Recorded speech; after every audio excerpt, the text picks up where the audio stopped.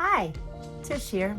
School's out, but learning never ends. Today, in my Advanced Honors We the People class, I feel very strongly about these kids and their personalities.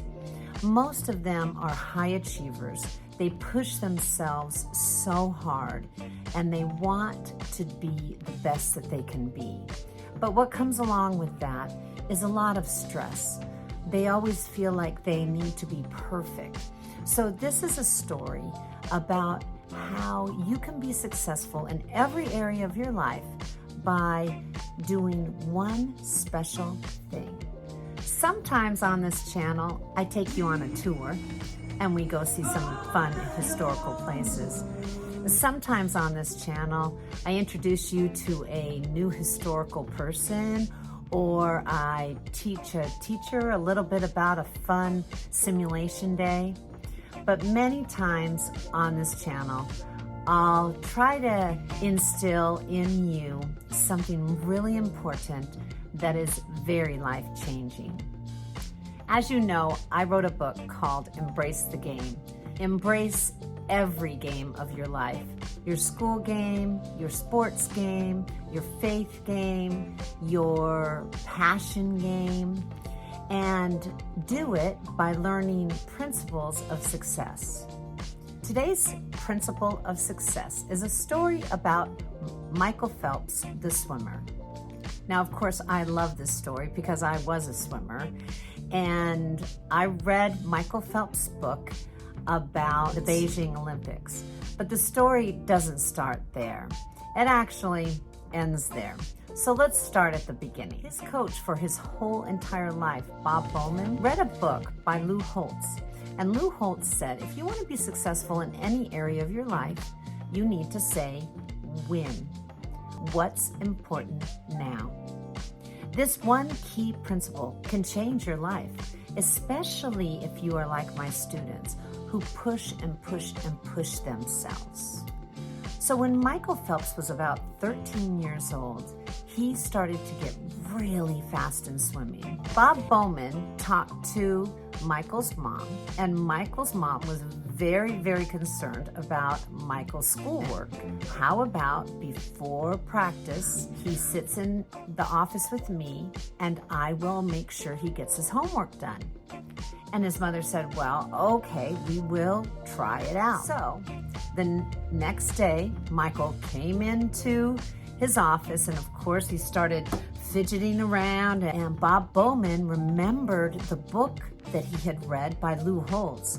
And he said, Michael, win. What's important now? And Michael looked down and said, well, these math problems are important now. Okay, Michael, do it. That night, he went into the swim practice and he's squirting the girls and fooling around. Bob Bowman said, Michael, what is important now? And Michael said, oh, we're doing a set of 10 hunters on 120, descended negative split starting on the top. Good, Michael, go. So this went on for 2 years. Michael, win. Michael, what's important now? Win, Michael. What's important now, Michael? Win, win, win. And it got in Michael's heart. And in 2 years, he made Olympics. And he made the next Olympics. And he made the next Olympics. And he became the most decorated athlete of all time. So fast forward to the Beijing Olympics. Through all of these years, Bob Bowman, and now Michael himself, would always say, win, what is important now? So let's think about that in your own life. If you were at home and you had homework to do, or you had needed to clean your house, or you needed to write some emails, you'd say, what's important now? But if you're with your family or friends, or you're out at a mall with some cute girl or boy, what's important now is spending time with your friends. So Michael Phelps was the darling of the Olympics. He had so many endorsement deals. He was all over the place. The big deal was, could he break Mark Spitz's record of 7 gold medals in a single Olympics? And even Speedo had $1 million signing bonus offered to him. So the pressure was on Michael. And I remember watching the Olympics and seeing so many crazy close races. And he pulled it out at the end. But the one event that he knew he would most likely win was the 200 butterfly. Now, I was a 200 butterflyer, so I was really interested in this 200 fly.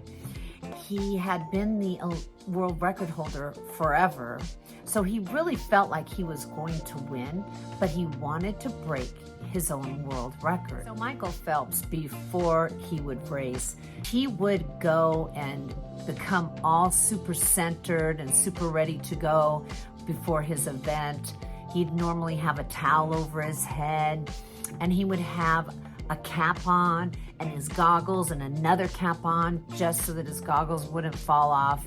I mean, he was prepared and he was ready. So Michael Phelps gets on the block. The starter says, take your marks. He dives in, and what happens to Michael? His goggles fill up halfway. And first instance, Michael's panicked. Like, what am I going to do? He knew in one lap he would be blind because the goggles would fill all the way up. He couldn't take off his cap and goggles. So as he was swimming, what was running through his mind was, what's important now? In one lap, I am going to be literally blind. He won't be able to see the black line at the bottom of the pool. He won't be able to see the wall. He will literally be swimming blind. And all those years of, what's important now, Michael? What's important now? Win, Michael, win, Michael. It came right back at the instant he needed it. So he knew that there was a certain amount of strokes that he did per lap in the 200 butterfly. And as he was going, he was counting and counting, and he went all the way to the finish, and he hit the wall. And I remember being at home because he took his cap off and threw it, and he took his goggles off and threw it like he was mad. And you know what?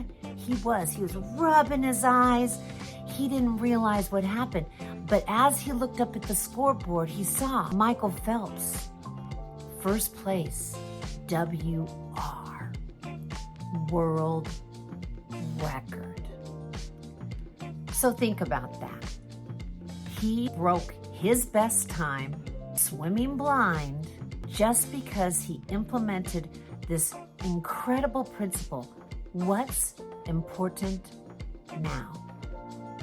So to my little perfectionistic students, I'm encouraging them. You know what? Now is the time to work on your speeches. Now is the time to prepare for your hearing. But when you go to the DC trip or you're with your friends playing video games, be with them. Don't worry about other things.